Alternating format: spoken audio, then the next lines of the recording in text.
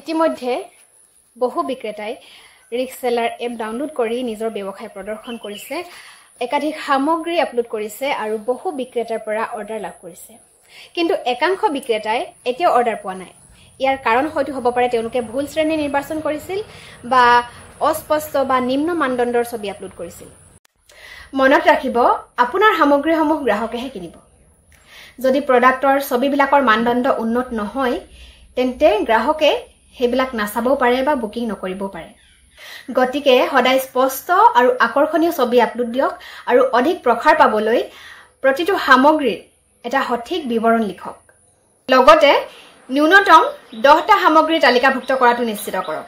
আপুনি যদি মাত্ৰ 1 বা 2টা সামগ্ৰী আপলোড কৰে, তেনেহ'লে গ্ৰাহকৰ দৃষ্টি আকৰ্ষণ কৰাৰ সম্ভাৱনা কম। আপোনাৰ একাউণ্টটো ভালদৰে পৰীক্ষা কৰক।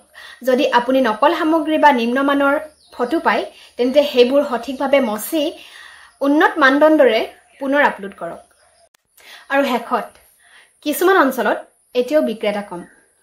দোকানৰ মালিক বা আপোনাৰ অঞ্চলত ব্যৱসায় কৰা যিকোনো ব্যক্তিৰ সৈতে ৰিক্স সেলাৰ এপটো শ্বেয়াৰ কৰক। অধিক বিক্ৰেতা মানে অধিক দৃশ্যমানতা আৰু অধিক গ্ৰাহক। ৰিক্স সেলাৰৰ সৈতে আপোনাৰ ব্যৱসায় স্মাৰ্টভাৱে বৃদ্ধি কৰক। এতিয়াই আৰম্ভ কৰক।